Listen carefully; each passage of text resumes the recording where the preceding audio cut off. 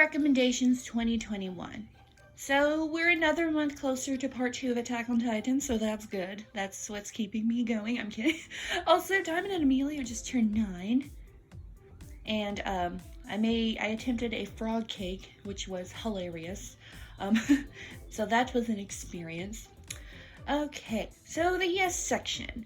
What's wrong with Secretary Kim? Good old secretary and her boss type love story, one of the goodies, and that never gets old, honestly. It's always a good trope, just like the love triangle, it's a good trope, I don't get tired of it. Plus, they actually get pretty frisky in this drama compared to others, so that was surprising. Killer Body, more Lifetime cheese that I love so much, about a woman obsessed with turning herself into the woman she's jealous of, which... And she really doesn't end up looking like the girl at all, but, you know, whatever. Mommy would never hurt you. This has been done a lot where the mom is lying to the kid and they're about the Ming Sec, and then she's really the one poisoning them or something. It's been done a lot, which lately it's been done a lot because, you know, it just have. But this one was a little more interesting to me because it had an older sister that escaped and came back. It was kind of an interesting little twist on it. My husband won't fit. So I've never had a relationship, so a lot of things like this are a mystery to me, but I didn't know this was a thing that could happen. But their entire problem is because he's too big. Now this isn't either their fault, however, it's important enough that they both cheat on each other multiple times, and I mean multiple, I don't mean 1 or 2 or 3, no, I mean a lot, which honestly made me hope that they got separated for the good of both of them. But nope, they stayed together because, you know, we have to stay together and pursue through this, but obviously, you know, they can't, but, you know, whatever. Tiger and Bunny, an anime where the superheroes are paid by how popular they are and how ranked. It's kind of like My Hero in a way, but just a little bit different. But it was way funnier than I thought it would be. And Kotetsu can literally have me, and I mean it. He was just... The daddy issues are working overtime on that one. Black Bullet. I found the plot of this very confusing, but this dude and this young girl partner up and try to take down these monster-like things that were caused by a virus or something. Akashic records of a blank magic instructor. I thought it was going to be your basic magical high school harem show because that's honestly what it looked like, but it really wasn't. I thought it was hilarious, and I found the lore of the story very interesting. Glenn Radars can also have me. Anyways, so he's a substitute at a magic school, and he is actually a terrible substitute, and he acts like he's a really bad teacher. But in reality, it's because he's basically OP, which, you know, they always are, and he knows everything about magic, but he's just not interested in the regular way that magic is taught. I'm very interested in the story, and I really don't see a season 2 happening, so I will at one time, once again, start reading the manga. White Boy, I would recommend going into this one blind, but most people have heard of this story. I knew of it, but wasn't super informed of it, and it's pretty interesting, but, you know.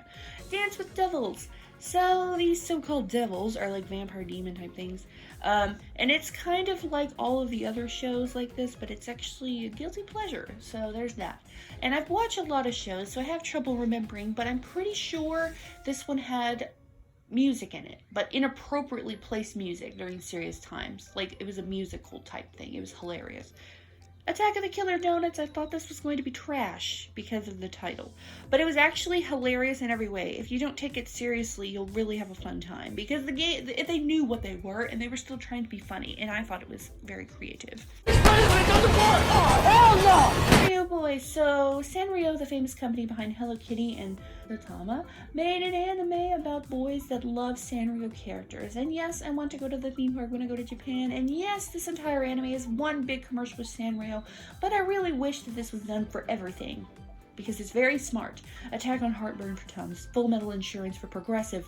We can even have Sprite Boys. No. The Way of the Household Husband. This show had me wheezing through the entire thing, and I'm not kidding. I was literally out of breath. The ex-gang member just trying to be an amazing house husband, and to be fair, he does an amazing job doing things his own way, and he's a very kind man, to be honest. Thunder Force. Okay, this is super cheesy, like the cheesiest thing you'll probably ever see. Yes, it's cringy, but it's enjoyable to me. Like, it's hilarious, but not because of the jokes they're telling, if that makes sense. Because maybe the cringe makes it hilarious, But anyway, the main love interest is like a lobster crab type boy. So that's creative and fun. I don't know. I just thought it was it's a little, you have to be into it. Black Fox. A girl becomes a vigilante to get back at the man who killed her dad and fights against the man and the corruption who caused it. The stand-in. An actress stands in for this actress whatever, and decides to come back into her life and take her place. And to be honest, the actress kind of deserves some of it. Then the rest of it she didn't. She takes it too far by messing with her personal life, but they both end up getting kind of what they wanted at the end. So it worked out. Heaven, officials, blessing. I'm not sure how to say them, but I think it's a Donghua, which is a Chinese anime, kind of like Scissor 7 was, and it's gorgeous. Even the opening song is beautiful. I'm obsessed with it. I listen to it all the time. Zeline.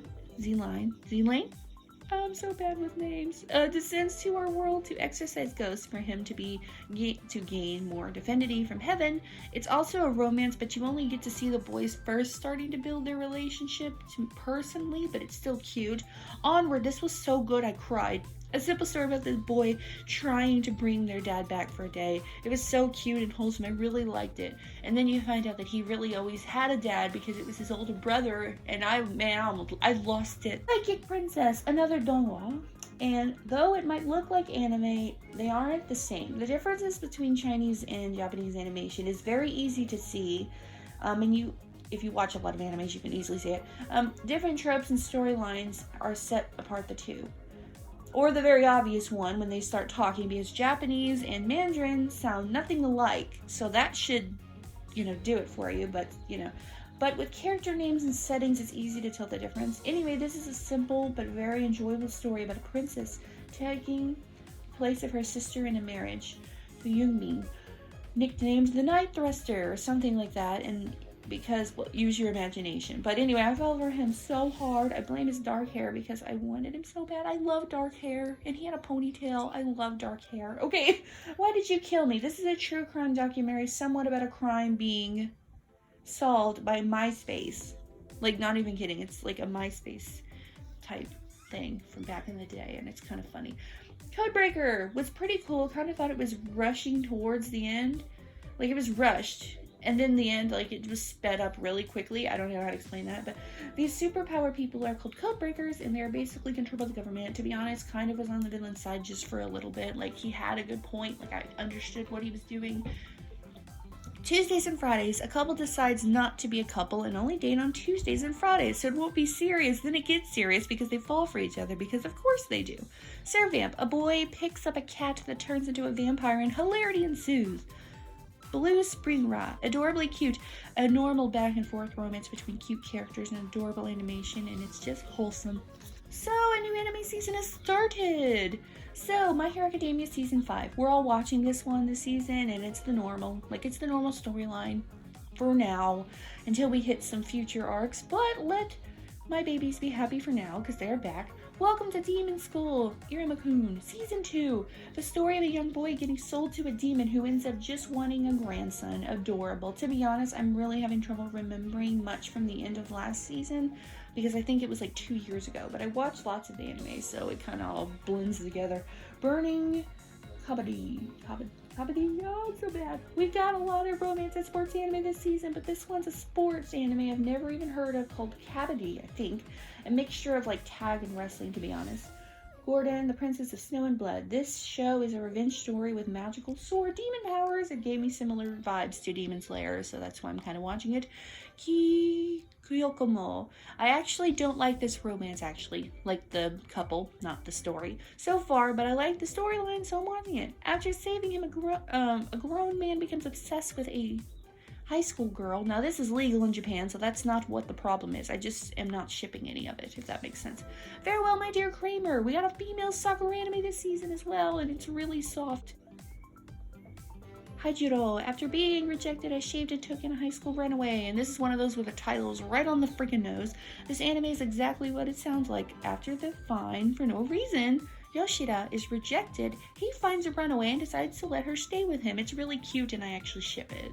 I do, it's cute. Fruits Basket's the final season. One of the top romances is continuing and ending, so I'm excited yet so scared. I already know the ending of this because I spoiled it for myself, but I like to see it in animated form. Backflip. We got an anime about gymnastics with boys, and I'm actually upset. It's a rom-com where the childhood friend won't lose. They gave away everything at the very beginning. So the story goes that Shida actually has feelings for our protag, but he loves someone else. Shida and him basically fake date to get revenge on his crush who was dating someone else, and apparently she doesn't lose, so Tokyo Revengers. This is literally the plot of Erased, with a little extra added in, and I liked Erased, so I decided to give it a chance. The boy can go back and forth between time, but only on that day, and he's trying to save the love of his life, basically. Don't toy with me, Miss Nagatoro. Kind of more hardcore version of teasing Master Tagaki-san. And of course, it's an anime, so it's okay, but in real life, I would have cried if someone did that to me. Now for the mass section, What Lies Below. This dude in here was so creepy. Like, you know when people have no flaws, they're creepy because they don't look real? Well, this guy was so perfect, he creeped me out, and he was like a creepy eel fish trying to impregnate the mom or something. I don't even know. Magic-kun Renaissance, a magical high school anime. However, this one is also a musical, and the songs are actually really good, to be honest. By King Handsome, I watched this because of the animation, but it wasn't that funny after a while. Like, it made you laugh from looking at it, but then after a while it kind of faded. It doesn't have much going for it, but the humor kind of, the humor's kind of there a little bit because of the animation, to be honest. Killer Piñata, this one was hilarious, but I couldn't agree with some of the things the characters said and did, so I put it in here. But it was very self-aware of which movie it was, which I enjoyed, actually.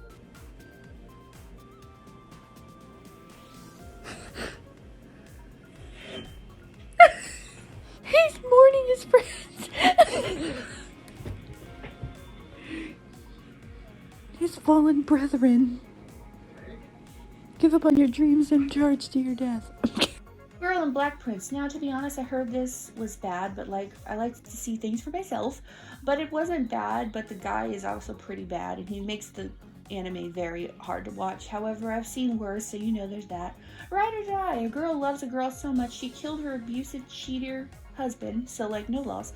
Then they go on this runaway kind of Velma and Louise type thing, but a little better than that, and they get to be together kind of in the end, but if you see, you'll understand what I mean.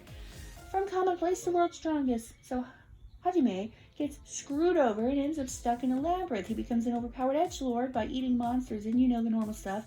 And he ends up with a harem, but not a harem, but kind of a harem. The show was okay up until the point, but then when Shia came into the picture, then I really enjoyed the show. She came in about halfway through. She's a fan service character, but she's the best by far. She has the best and funniest personality, and has lots of funny moments, and it's pretty cool to look at. So it does get better, but Now for the no section, The Misty Green Sky. Saber Spark did a review on this, and I should have listened to him. There's nothing to this movie. Killer Sofa. And I should have listened to Kenny. I don't know why I do this to myself, but at the same time, I don't know how you could make this subject matter boring. How do you make a movie about a killer couch boring? A killer sofa, lazy boy, actually, but how do you make that boring? I don't know. So I recently bought a larger desk to make room for more equipment. So I'm trying to update all of my systems so we can record and play more games together and stuff. But it's gonna take time, but I got it going in that direction. So that's cool.